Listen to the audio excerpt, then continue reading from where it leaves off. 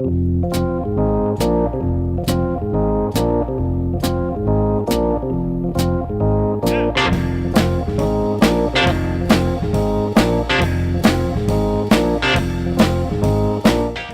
to the Two Blokes Chatting radio show on 94.7 The Pulse.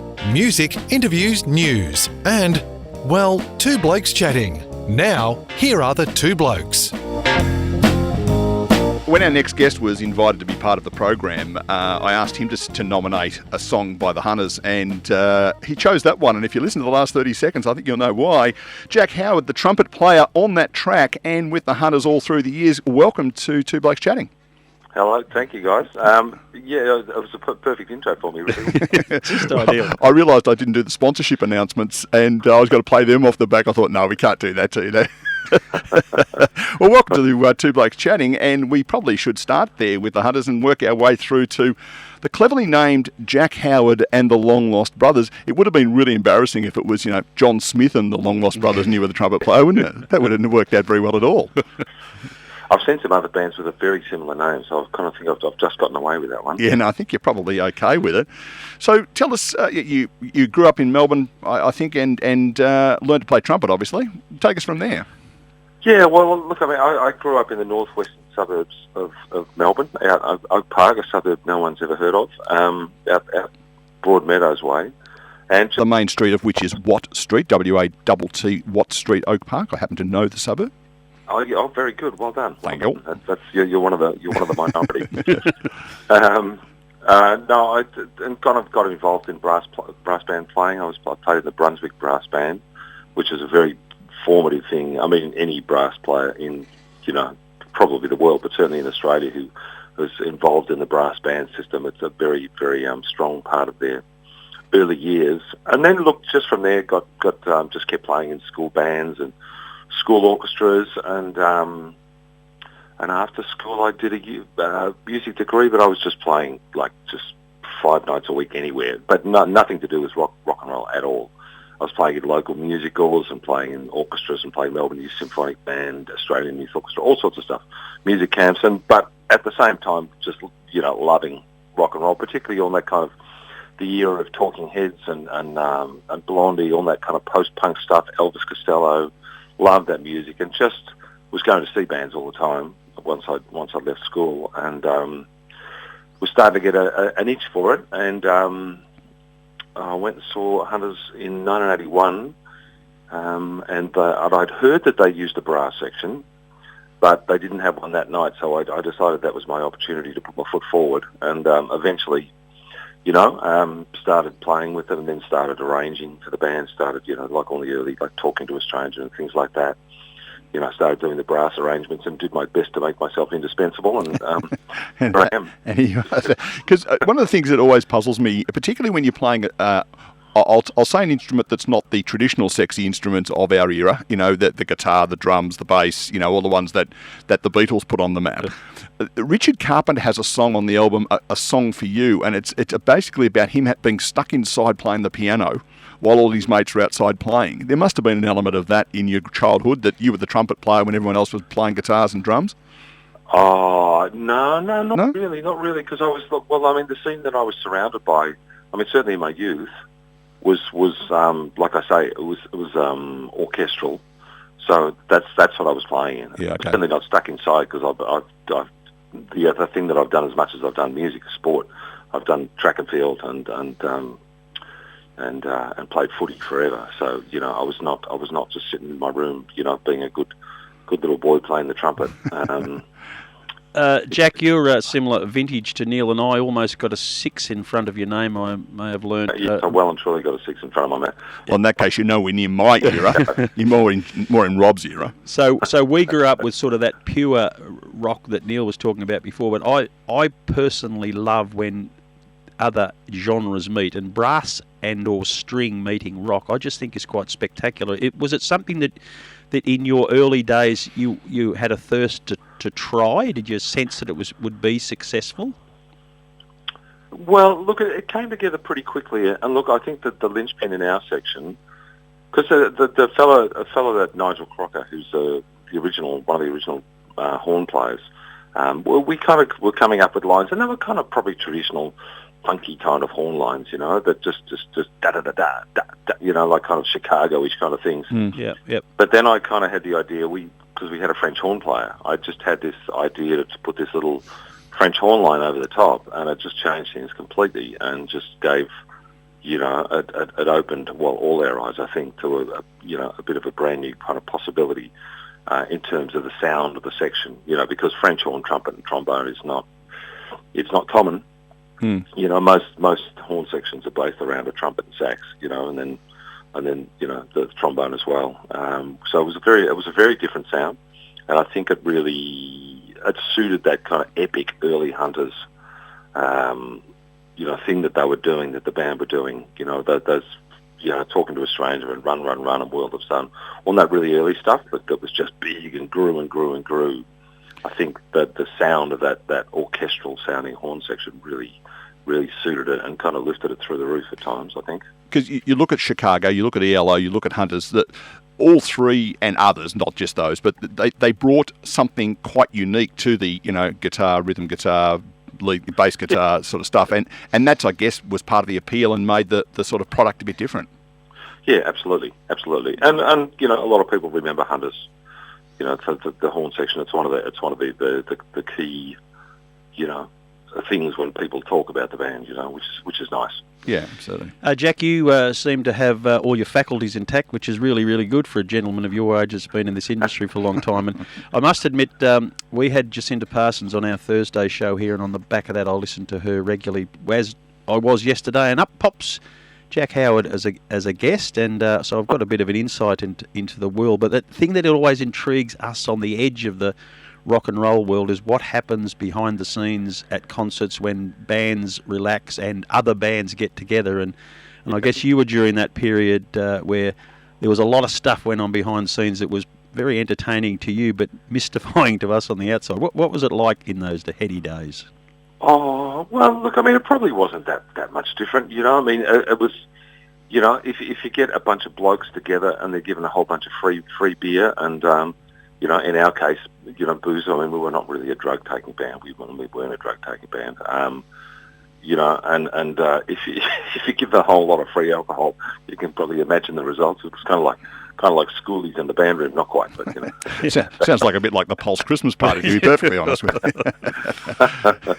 Yes, we spoke to Johnny Chester. I spoke to Johnny Chester a couple of years ago, and of course he had this unfortunate experience in 1964 where he was one of the supported bands for the Beatles, and I said to him, one day in my conversation with him, what do you remember of it? And he said, sitting between Paul McCartney and John Lennon eating fish and chips, and he said it like, wow. He said it's like me saying, oh, I've nipped up to Woolies the other day. It's just that's pretty good. That's pretty handy get, I would have thought. So moving on to the stuff you're doing now, we've already named the band 3 times, so let's do it one more time. Jack Howard and the Long Lost Brothers. Tell us a bit about them, because I know you've got a new album coming out. We're going to play one of the tracks off that shortly. So tell us a bit about how you guys got together and what you're doing and where you're playing it. Well, clearly at the moment nowhere, but under normal circumstances, where would you normally be playing? Well, look, I mean, I've been doing solo stuff for 20 years now. This is probably about the 10th album that I've put out. I've kind of had versions of the Long Lost Brothers going since about 2003-04. We had a fabulous residency at the Elwood RSL, which doesn't exist anymore, and we used to play there every Friday night. And that's kind of where we kind of cut our teeth. It was a really great band. Nicky Del Rey was there, who's my guitarist now and has played with every band in Melbourne. And the legendary Ed Bates, who used to be in Sports, plays pedal steel. So we started way back then. So I've been doing it kind of a long time. But I guess I drifted off and did a few other kind of things through the early 2010s, and then Hunters had a big kind of comeback tour 2013-14 when we played with Springsteen and the Stones, which is amazing, in the grand final. So that was a really brilliant time. So didn't really do much around then. But the last few years I've just kind of had a residency and it feels a little bit like the old Elwood RSL residency. We've had a residency at the Dogs Bar in St Kilda, and we play there on a Sunday once a month. And it's become a really great gig. We've been doing it for 4 years now, and the band has just gotten, as any bands do when they play a lot, has just gotten better and better. And I just thought I really want to make sure that we get this on record, even though the modern day of modern days of attempting to sell CDs and make a buck out of recorded music is pretty tough. I just thought, no, this really got to kind of get this down on record, and it's worked out, I have to say, really, really well. I'm really happy with the record. So you get the guys together and you say, right, you guys, we're going to put a record together. From that moment to so there's the record, folks. What's the duration of time? How long does that normally take? Well, from actually the making of it, and I've got to say we worked really fast and quickly. I mean, everyone was familiar with the songs. We put down all the rhythm tracks in a day at a studio in St Kilda Hothouse, little studio there with a fella called Craig Harneth, who's just fantastic. And then we did the overdub, so all of the actual recording part of it was really quick. Yep. And I didn't mess too much.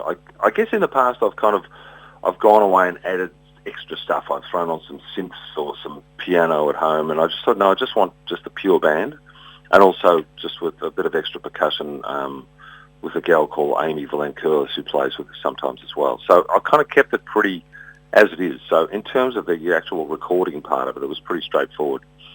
Went back and forth with the mixers for a while, but again, I've worked with Craig for years, and he kind of knows the band, and I trust him, and it's a very natural sounding band. It's not there's not a lot of production tricks needed, if you know what I mean. Yeah. You know, little bits here and there maybe, but you know, and a few edits here and there, but really it was a relatively straightforward process. And you're playing trumpet, but also the vocalist, I understand. That's correct. I am the singer. Although I don't think I have lead singer syndrome. I try to pretend that I don't have lead singer syndrome, if you know what I mean. Well, except the name of the band is Jack Howard and the Long Lost Brothers, not just the Long Lost Brothers, I noticed. Just, Jack, quickly before you go, I just wanted to touch on the elitist and tier levels of the rock industry. You mentioned yesterday about playing with the Stones and knowing your place in the musical hierarchy. How funny was it to be in the company of those greats and sort of be humbled off into the corner while they took centre stage? Well, look, we had a year where we did shows with two of the giants, Springsteen and the Stones. Probably the most enjoyable thing, and we didn't really get to hang out with the bands. I'll say that up front. But one of the really enjoyable things on both was that we kind of got to wander the stage and see their setup. So from a musician's point of view, that was almost as much fun. So we got to see, Charlie Watts' drum kit close up, little Stevie's guitar setup, Keith Richards' guitar setup. So that was great. We didn't get to meet Springsteen, which I was extremely disappointed by because I'm a massive Boss fan of the Boss going way back. But the Stones was a funny scenario because we were kind of like, gathering around, between sound check and the show, and we saw a sheet of paper, posted up on the side of the wall saying 828, photo with support band. And so we were gathered together, herded down into this room. It was all very nice and very friendly. And so wait here, and there were all these bits of A4 paper on the ground. One said MJ, one said, KR for Keith Richard, etc. That's where they'd all stand for the photo. So obviously this had been done a million times before. And then they came in, and for 30 seconds we were hanging out with the Stones. Did you sense that they would have liked to? 30 seconds. Did you get a sense that they would have liked to spend more time just being like you guys, or do you reckon they absorbed their elitist status? Oh, look, I think it's a combination. I mean, but they. When you're on tour, and I know myself that kind of when you're on tour and you're in serious tour mode, and for us that was a one-off show, that was the middle of their tour, but we've done tours like that as well, where you're just relentlessly touring, and it's kind of the last thing you feel like doing. Mm-hmm. It's just, you just want to be in your own space, and whenever you've got a minute to yourself, you kind of prefer to just read a book or just hang out. So I can kind of understand. It would have been great to hang out. Keith Richards seems to love a chat. And Doug, our drummer, would have hung out with Charlie Watts all night and loved it. But I can kind of understand from their point of view that when you're in the middle of the touring life, you really want as much just downtime and your own space as much as possible as well. So I do get it. Well, Jack, we're going to thank you very much for your time and go into one of your songs, which is called Simple Men, your choice again, out of the songs that were on the album. The album is called Dog Songs. Dog songs. Sorry, I thought I was being clever. Dog songs is what I'm trying to say. See, it's being in the presence of an elite musician. That's what's doing it. It's got me all shivery. Yeah, too. no, I can't begin to. The same man who I understand is Mr. Howard during the week and doing parent-teacher interviews via Zoom calls, but that's another story for another time.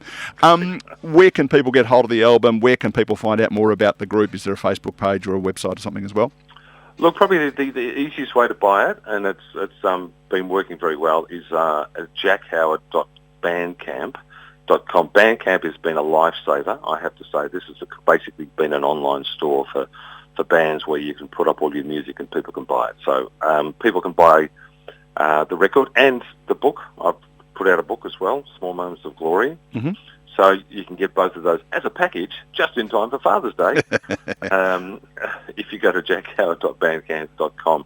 Look, it should be in... the book will certainly be in bookstores. It's being distributed nationally. Yep.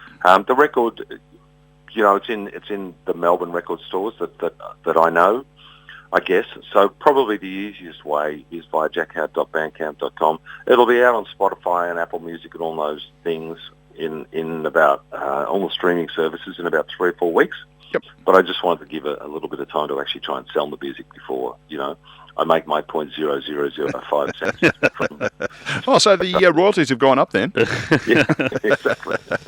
Jack Howard, thanks so much for joining us on the Two Blokes Chatting radio show. It's been an absolute thrill, and we will no doubt keep in touch and chat again somewhere down the track. For sure. There he is. Thanks very much for having me. No worries at all. There he is, Jack Howard, trumpet player for the Hunters and Collectors, but also a great musician in his own right, and we're going to hear that happen right now with a song called Simple Men off the Dog Songs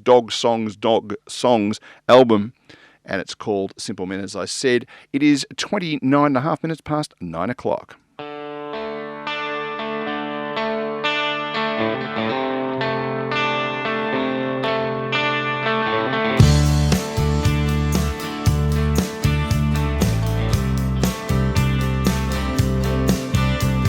Simple men need simple things, simple lives and simple dreams. Get a job.